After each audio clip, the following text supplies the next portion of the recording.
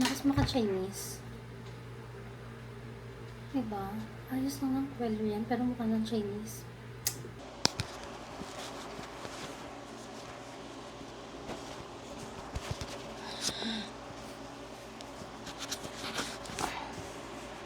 Sobrang lakas maka-Chinese, pati ng tali. Chinese yarn. Pagawin natin. Gawin natin ganito, para hindi siya mukhang Chinese. Kaso kita naman yung mga fine lines here kapag nakaganon. Parang ang tanda tignan, di ba? Kasi laging gumagano, nakikita yung taba. Pero maganda naman pareho. So, naka-injansit ka. Okay. Ang lakas maka-Chinese. Kagalang-galang na ba? Pag ganito kasi, parang ang payat. Feeling ko lang. Oh, Chinese yarn. Pwede bang ganyan lang? Tapos, lagyan lang natin ng konting color. Taba kasi. Sobrang taba ni girl. So, adjust natin yung konting camera. Yan. Never mind what's in the back. Okay. Tinanggal na siya. There's a LED light going down. So, yeah.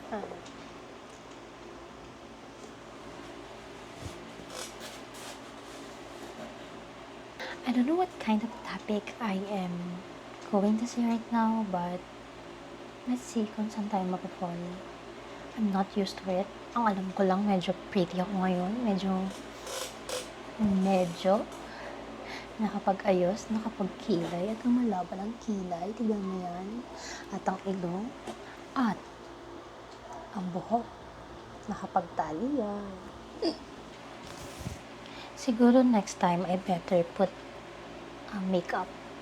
Di ako ganun magaling mag-makeup, pero I'm so happy na ganito yung kinalawasan ng makeup ko.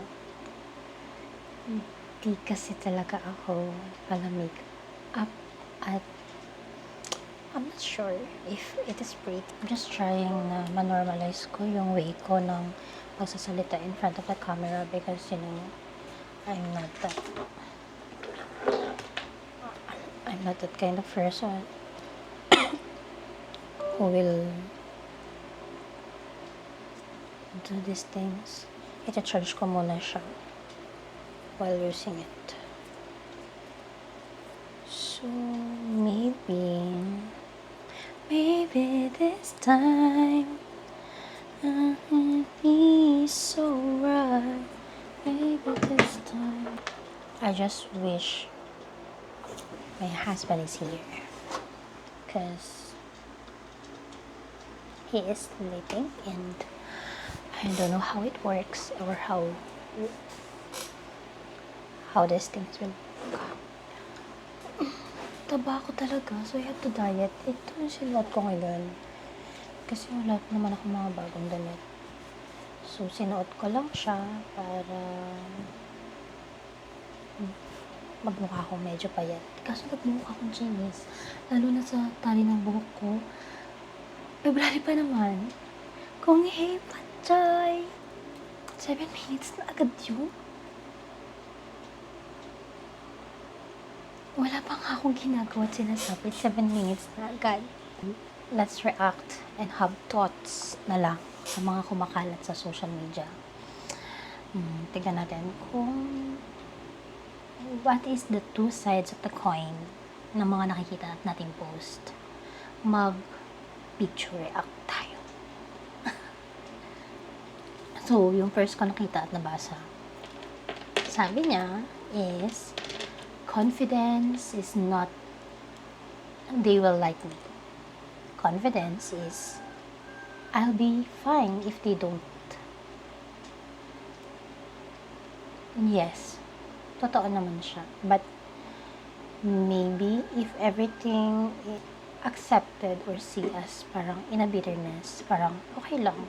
Confident ka pero rude ka sa iba. Okay ka lang I'll be fine if they don't like me, pero rude ka sa ibang tao. I think that's not confidence. I think that's rudeness. And, alam mo yun, yung confident ka kasi na okay ka lang, relax ka lang siguro na kahit ayaw sa'yo ng tao, happy ka, and it don't bother you, but not in a way na para bang ang rude ng dating ng confidence level mo.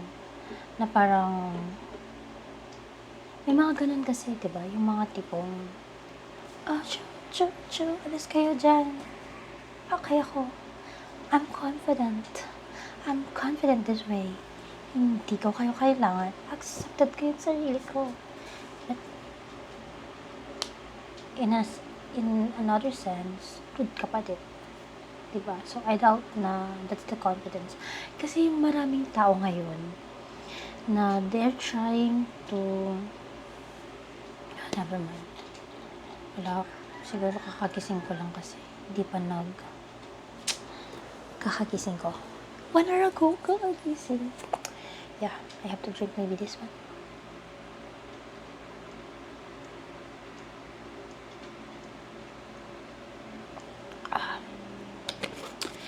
10 minutes.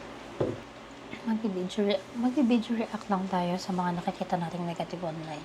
Or, this is what I call toxic positivity. Toxic positivity. One of the most quotes I've seen sa internet is this: silence is my new answer to disrespect. I no longer react, I no longer argue, I no longer dive into drama. I simply remove my presence. And for me, depende yan sa situation. Baka naman kasi sinabihan ka lang ng nanay mo na maghugas ka, toxic na siya sa'yo. Baka naman kinokorek ka lang ng parents mo dahil mali yung mga decision making mo, and it will lead you to a kind of action that you will regret in the future. Tapos feeling mo disrespect na yan sa choices mo, and then silence yung binabato mo. There are also times na kapag sobrang toxic na yung tao, parang that person has a narcissistic kind of personality, and manipulation comes, and other stuff. Sometimes it is better to just leave and find another place where you can breathe and let that person think the way he wants. Kasi parang this arguing with the person comes with an expectation na kapag pumatol ka sa taong medyo close-minded, nandyan yung possibility na hindi ka talaga nila maintindihan. And it will consume you because no matter how you try to explain to them that what you see is 9 and what they see is 6, it's a waste of time because you both have a different perspective, and yun, magkaiba talaga yung nakikita nyo. So, ayun. Silence is my new answer to disrespect. I no longer react, I no longer argue, and I no longer dive into drama. I simply remove my presence. But the other side of the coin is sometimes, yes, it is easier for us to remove our presence